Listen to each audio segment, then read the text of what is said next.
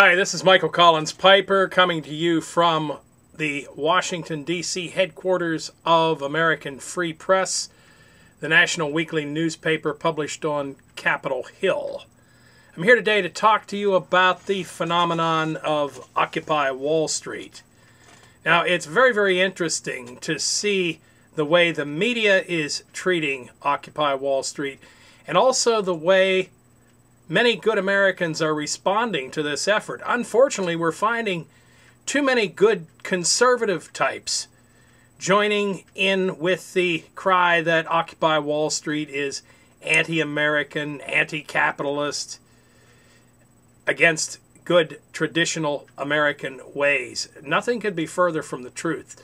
Political dissent is about as American as you can get. And it was the American Revolution that was based upon opposition to imperial power. It was based upon the concept of freedom and liberty. And while it is true that there are elements within the Occupy Wall Street movement that could be considered considered liberal or socialist, even communist, the fact is that the Occupy Wall Street movement is in most respects very much a grassroots effort. People of all types, people from all walks of life are showing up at the Occupy Wall Street protests all around the country. Now, there is no question but that there are elements trying to manipulate Occupy Wall Street for their own efforts. We cannot allow ourselves to be distracted by this. And we cannot allow ourselves to be distracted by the rhetoric coming from people like House Majority Leader Eric Cantor, who famously said of recent date that the people in Occupy Wall Street are mobs. If there's anybody who knows anything about mobs, it's Eric Cantor. It was Eric Cantor who, during the most recent election, which brought the House of Representatives under Republican Party control, who was responsible for steering a reported $25 million into GOP campaign coffers. Money that Cantor and his associates raised largely from Wall Street interests, from these big hedge fund operators. Secret contributions that don't even have to be reported to the Federal Election Commission. Look at Eric Cantor himself. Although he's a congressman from Virginia, a substantial amount of his campaign funding in recent elections has come, in fact, from Wall Street, from people associated with the likes of Goldman Sachs, people like Kenneth Bialkin, a longtime Wall Street operator who's been an influential figure in the Council on Foreign Relations, the American offshoot of the Royal Institute for International Affairs, which is the foreign policy-making arm of the Rothschild banking empire. The list goes on and on. I've written about Eric Cantor's financial backers. He's received money from even people who have been connected to the gambling syndicates, such as Sheldon Adelson of Las Vegas.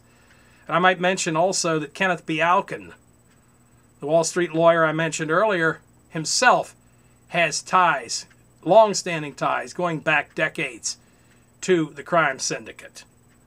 So this is the nature of Eric Cantor and the people who support him. Yes, he represents a nice conservative district in Virginia, but the fact is, if you even look at Cantor's campaign financing, he, more than any other member of Congress, seems to get campaign contributions from out of his district, with a heavy concentration of the money coming from New York, and specifically from the Wall Street crowd. So Eric Cantor does know something about mobs.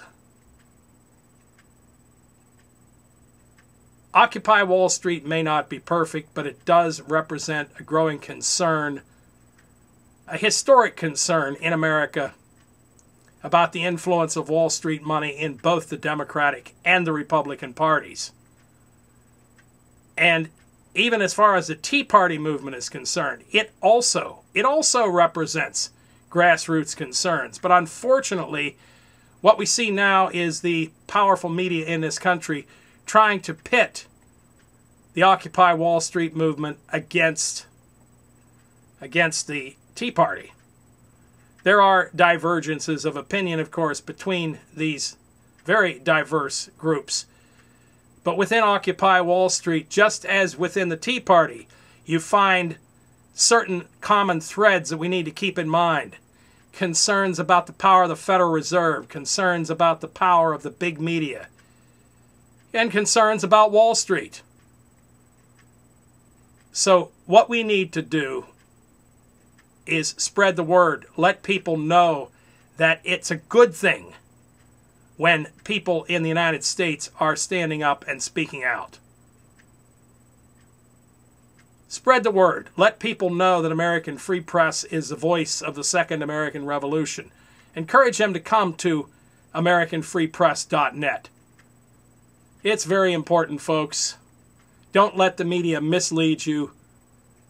Remember, the media is the enemy, and the media is the voice of Wall Street.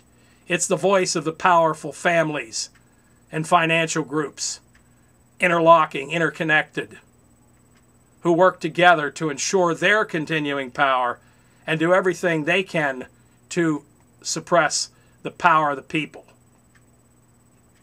Thanks for listening, and be sure to check out the website of American Free Press at AmericanFreePress.net.